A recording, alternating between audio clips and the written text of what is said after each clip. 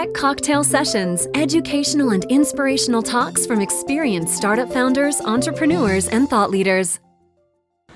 I like stories, so I'm going to tell you stories today. I'm going to tell you about a couple stories that led us to the day we are today here, and some of the things that have happened to me. And hopefully along the way I'll weave in some of those, idioms or things that you should know as you're trying to build your relationship and build a network. As you saw from my request that people move up front, by the way, there's still 2 seats here, you people on the side. Don't be afraid, right? Laura said, don't be afraid, just go out there, and I expect and I hope that people will come up afterwards and introduce themselves. My new friend Audrey caught me upstairs and said, I saw you speak at another event, and I shook my head, I kind of remembered, but she wasn't afraid, and you shouldn't be either. So, a little bit about me. I'm a New Yorker, I'm a Mets fan and a Red Sox fan, so just get out of the way. But I'm also a Jets fan, so let's not talk about football. I have a bad attitude. I'm an asshole about 12% of the time. Today I'm not an asshole, I don't think, but at least I'm self-aware enough about that. And part of that self-awareness, I think, has helped me do some of the things that I've done. So let's start with the story of, I think there are some people here who are maybe an idea stage and thinking okay, where do I start? Right? Where do you begin? Because there's a lot of stuff you can hear about what you should do, and Laura had some great advice about the people who are closest to you, but what if you're 0, right? The people that are closest to me are like my neighbor who screams about her cat. That's not going to help me, right? So how do you start from the very beginning?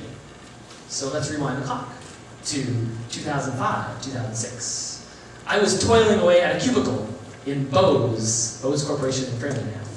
And great company, nice place to work if you like to park yourself there from 9 to 5 and kind of do some work and you don't really care about what's happening, bottom line, you just kind of do some work, and it was good. I liked it. I liked the people I worked with, but I didn't feel fulfilled. And so I'm an entrepreneur that started with the idea of, I just want to start a company. I don't know what it's going to do. I have no idea. I just want to start a company. I think I'm actually pretty good at managing people. I think I'm good at vision. I need to go find a startup. So what's the first thing you do? Well, give yourself a round of applause, everybody, because you're doing it right now. No, where was your applause? Give yourself a round of applause because you're doing the thing you're supposed to do, which is get out to events, right? So you could meet someone here that helps you get to another piece, so you just have to start by going to events. My poor wife, every freaking night of the week, I was like, I'm going to this event, I'm going to that event. She's like, who are you sleeping with? No, really, I'm going to these events. And she's like, aren't you bored? No, meet people, meet faces. I will not forget that Rick. It says Rick Lind? Rick Land. Okay, can I call you Rick? Okay, Rick Land. And Scott, I will remember their faces so that hopefully next time we meet, I'll say, oh yeah, you were sitting in the first row. Thank you for coming up and interacting with me. So go to events. So let me tell you a story about an event that I went to. So, one piece of information before you understand what happened. So I went to business school at the University of North Carolina. By the way, if you ever think about going to business school, the answer is yes, go. Because it's all about networking. I'll tell you a little bit more about that later. Yes, business school is worth it. So there was a professor that was an adjunct professor, a guy named Doug Levin at the University of North Carolina. Anybody know Doug Levin? Nope. Founder and CEO of Black Duck, one of the really big success stories here in Boston. So I kind of said to myself, all right, gotta get to know this guy because I know I'm going to move up to Boston. My girlfriend at the time, my wife, was moving up here. So I kind of made a mental note, gotta get to know Doug. Couldn't fit his class into my schedule, but I made a point of making sure to go meet with him while he was in Chapel Hill, which was only once a month. And so I introduced myself. I just want to get to know you. At the time, I didn't even know I was going to do a startup, but I just kind of wanted to know who he was. And we actually, in the early days of Black Duck, when it was actually something else, he and I talked a lot about potentially working together. It didn't work out, it's fine, but Doug and I kept in touch. And one of the things he said to me back in 2006, when he first heard the story of Punchbowl, he said to me, Matt, if you ever get the chance to meet a woman named Lucy from Intel, she would be a perfect investor. So that night, like I do most nights, I go home, and I actually, yes, a little old school, take a little notebook, pen and paper, and just jot down the things that I want to remember about the day, right? Write that down. And so one of the things I wrote down in my notebook was Lucy, Intel. great investor. Fast forward to 2006, I went to one of these events. It was actually, I don't remember what kind of event it was. For argument's sake, let's call it Web Innovators Group, because I've been to most of them. So Web Innovators Group was much smaller back then, and I wasn't afraid. So I saw various people. I introduced myself. Hi, I'm Matt. I work on this thing. No, I have no idea what it is. I don't really want to talk about it, but let's just call it event something another. And who are you, right? What's your deal? And so I, somewhere in the back of my consciousness, kept in my mind that there was a woman named Lucy that I would really, really like to meet. So I noticed that there was two women talking, and I had a visual maybe of what she looked like, and there was these two women talking, and just as I'm walking out, boom, one of them walks away. I said, oh, damn. So I said to the woman, hi, I'm Matt. She said, hi, I'm Margaret. Okay, Margaret, that's not Lucy, damn it. I'm doing something in an event space, blah, blah, blah, and who were you just talking with? I literally said that. Who were you just talking with? She said, Lucy McQuilkin. Ding, ding, ding, ding, ding, we have a winner. So what did I do next? I spent the entire night getting to know Margaret. And I wasn't just getting to know Margaret from a professional level, I was asking her about her life. It turns out we are people. So when you meet me, hopefully you have maybe done a little research prior, and if not, then ask questions. Don't be afraid. I wear a ring. I'm married. Do you have children? Yes. She's the love of my life, my little Maya. I will tell you stories about Maya. You get to know a person, right? Personally, ask questions. Where'd you go to school? Where'd you grow up? So Margaret and I got to know each other. We were best friends after 30 minutes.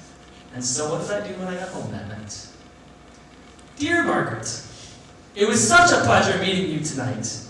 I'm so glad we got a chance to catch up.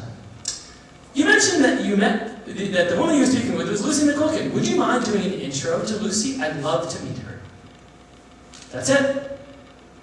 So now I've gone from guy toiling in the cubicle, to guy going to networking events, to guy meeting some random woman named Margaret, who, by the way, is one of the senior managers at Pilot House Ventures, to guy who got a warm introduction to one of the best consumer internet investors in Boston, let alone this country, let alone this world.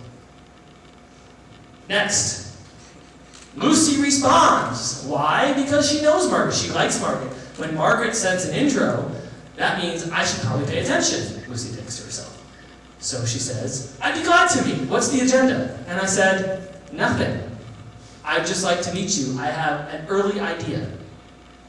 Not really looking for money. Just want to talk. She said, sure. How about breakfast near my house in Acton? Of course I said, absolutely, sure. What proceeded after that first breakfast meeting was a series of breakfast meetings, always at the same place in Acton. And as Lucy would tell you if she was here, Matt always did what he said he was going to do. So I didn't have a financial model. Next time we met, I had a financial model. We didn't really understand what the homepage was going to look like. Next thing we met, we had a homepage. So building credibility little by little by little until July of 2007, when Lucy called me. That day, she said, Matt, I'm still interested in Punchbowl. And I said, great. At the time, we were called Fiesta Technology. Little known fact. And I said, hey, Lucy, it's been great meeting you, and I'd be glad to meet up when you want to talk more. And she said, yeah, we're still interested. These things take longer. I said, okay. So then, time passed. As an entrepreneur, you start getting more frustrated because I've gone to 50 VCs now. Now I'm really raising money, and she knows it, I know it, everybody knows it. I'm trying to find money, I'm trying to get this thing off the ground, talking to angels, etc. And I just got fed up.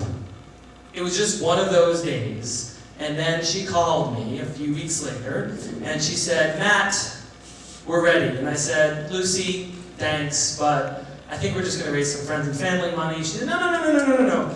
Please come meet with the team. They're coming to Boston. All the guys from Intel, they're coming from San Francisco to Boston. Please come meet. And I said, nah, Lucy, let me think about it. Hang up the phone. Literally an hour later, she calls back. Matt, your story. Everybody's going to be there. This is the opportunity. Come. And I said, fine, I'll do it. At the time, I was like, forget about it. I'm done. So I've gone from really wanting money to being fed up with the VCs and angels to being like, I just don't even want to spend the time. I'm going to focus on the product.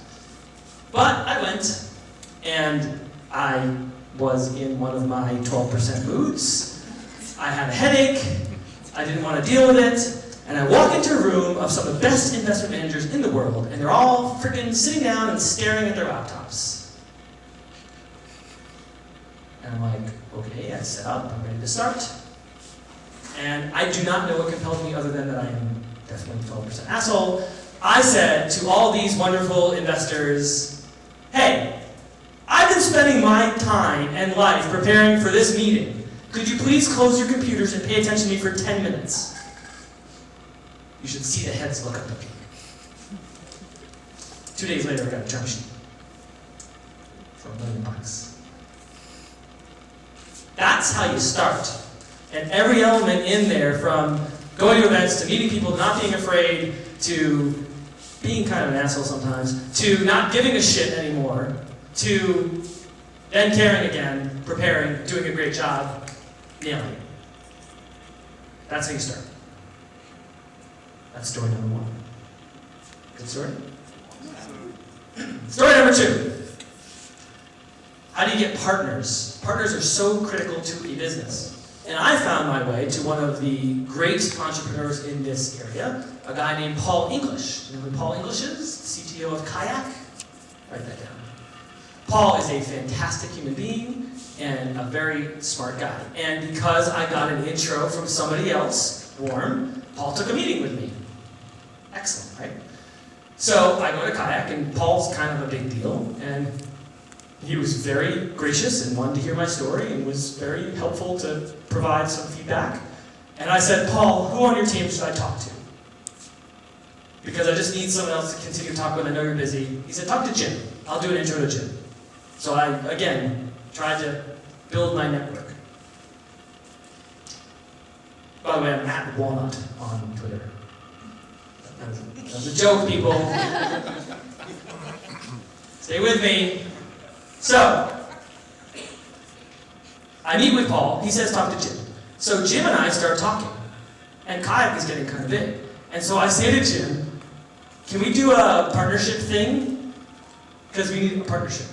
And so we did this really pathetic integration, not even affiliate thing. But then I had the ability to run around and say, hey, Punchbowl's partner with Kayak.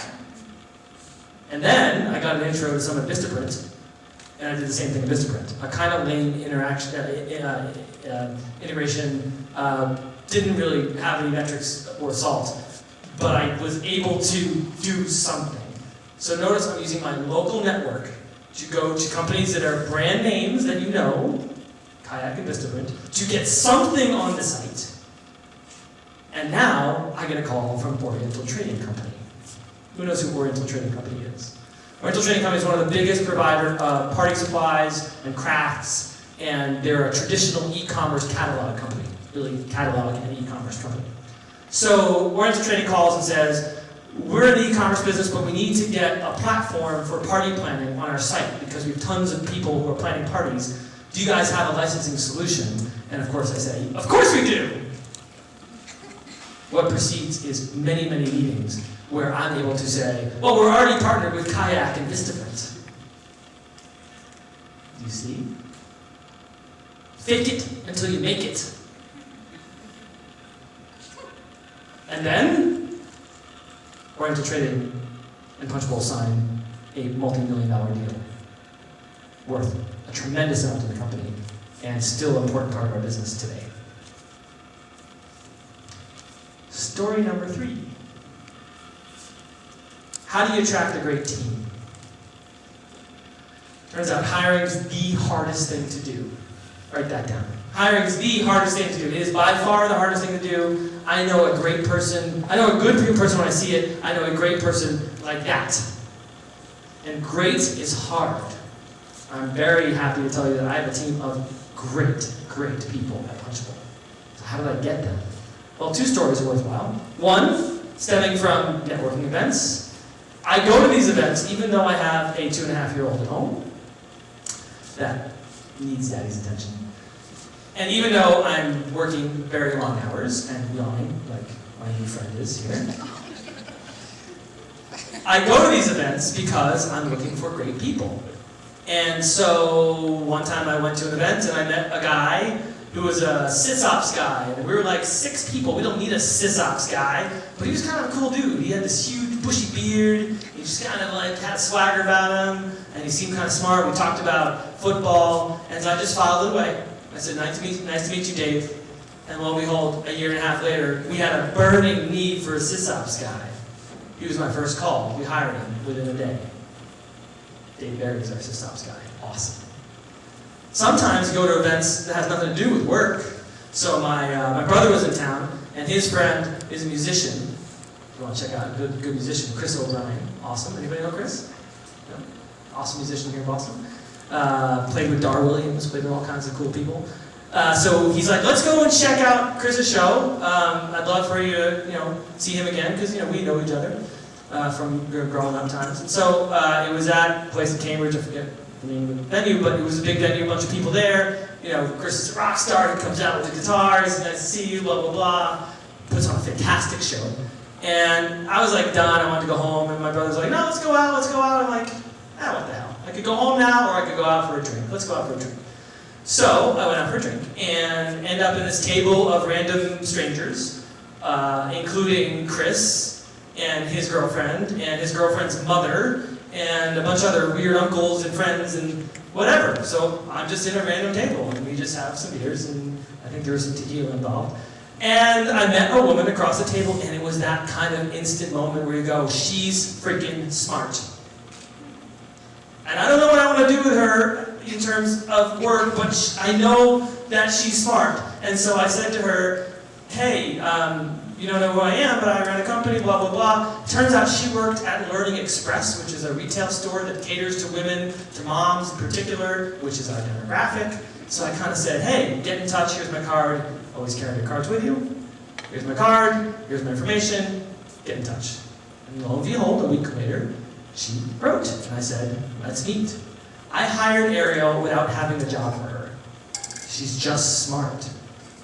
Fast forward a year and a half later, she's done more for the company than I can possibly tell you. She's done all the content she's managing. She's managing all the seasonality on the site.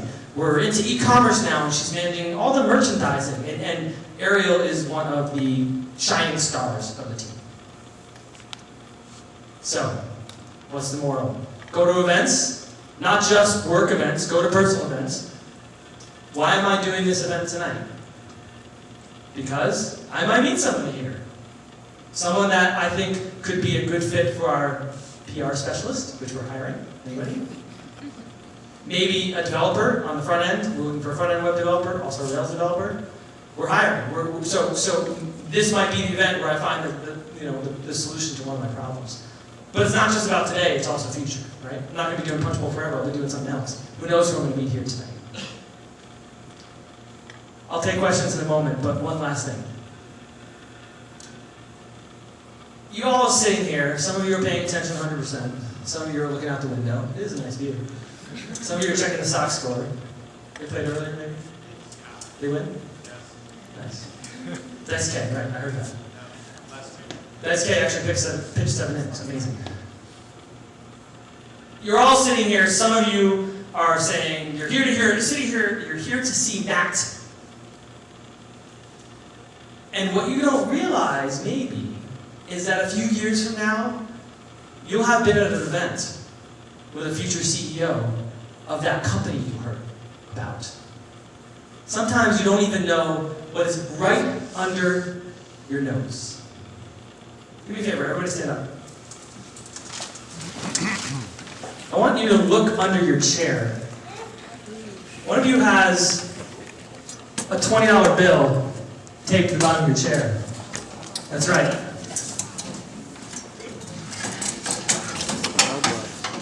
You got it.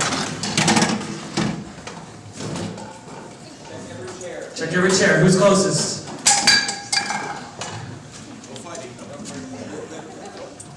You got it. There you go. Good work. That's yours to keep. And it's a reminder, please have a seat. You sat here the whole time, not at all knowing that there was money literally right underneath your ass. And I hope that little example reminds you to pay attention, to know that right here, right this moment, could be the time that you're going to meet that person that takes you to the next step, that takes you to the next step, that takes you to the next step. That's the moral of the story. And you can indeed go from toiling in a cubicle or doing a job you don't want to being a CEO of a company that's worth some money and a team that's a great team to work with.